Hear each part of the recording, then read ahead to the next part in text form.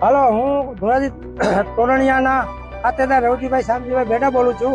આજ 20 વર્ષથી આ ઉબેર નદીને કાંઠે મારું ખેતર આવે છે. આ ખેતરમાં 20 વર્ષથી કેમિકલ યુક્ત પાણી આવે છે. આ પાણીની રજૂઆતો અમે ઉપર સુધી ઘણી કરવામાં આવી, ધારાસભ્ય, સંસદ સભ્ય તથા અધિકારીઓને. આજ સુધી અમને કોઈ લોકોએ જવાબ આપ્યો નથી અને બંધ થઈ જાય એમ કરે છે. અમારા ભૂસ્તર હાઉસ ચંદાઈ ગયા છે.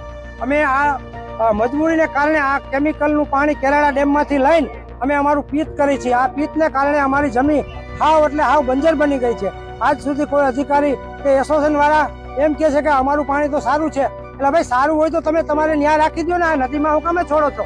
આ નદીમાં છોડવાનો અધિકાર કેનો છે?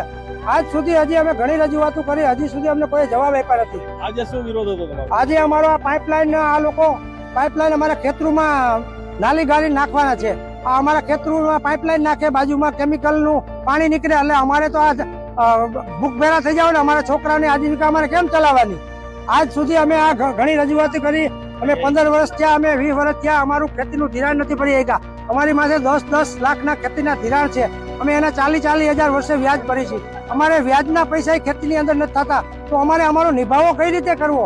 આજ અમારે બધા અધિકારીને જણાવવાનું કે આને માટે કડકમાં કડક પગલાં લે અને નાના ખેડૂતને સહકાર આપે. હું ગુજરાતી મનસુખભાઈ ચનાભાઈ, તોરણિયાના ખાતેદાર. વર્ષોથી આ ઉબેણમાં આ પાણી આવે છે કેમિકલ્સનું, પાટગામ બાવા પીપળિયાનું ફિલ્ટરનું. હવે ત્યાં ફિલ્ટર થતું જ નથી. જે આજ વર્ષોથી આ ઉદ્યોગ હાલે છે, મને તો એવું લાગે છે કે આમાં ભાઈ રાજકારણી માણસો રોટલા શેકે. એને નથી ખબર પડતી અધિકારીને કે આ નથી હાલતું જ ન હકાય એમ. ખેડૂતને નુકસાન જ થાય છે. રાજકારણીને કહું છું મીડિયાના માધ્યમથી, અને અધિકારીને કહું છું કે આ તમને નથી દેખાતું ભાઈ ઉબેણનું પાણી?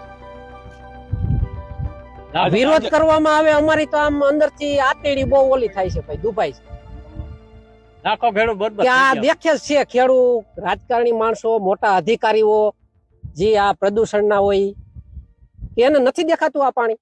ભાઈ ગીગાભાઈ ભળેલિયા, અહીંયા બીજું ત્રીજું ખેતર મારું આવે બરાબર. ભાણાનો બાજરો કે બાજરો વાડ નાખ્યો અને બાપનો બાજરો વાડ નાખે. પછી આ લાઈન જાય એમાં આ કાલે હટશે તો જેમ ઉબેણમાં પાણી જેમ ખેતરમાં બધાને પાણી જાય, તેથી શું કરું ખેડૂત? હે હા, ભૂંગળા તો કઈ જિંદગી બહાર હાલવા નથી, હળી જવાના બધા. આજે શું વિરોધ હતો? આજ બસ આજ અહીંથી બંધ કરવાનું, ખેતરમાં નહીં જવા દેવાનું. બીજે ગમે જ પાણી કાઢી નદીમાં નાખી દે ને માલિકો ભૂંગળા ભલે દરિયામાં નીકળી જાય પાણી.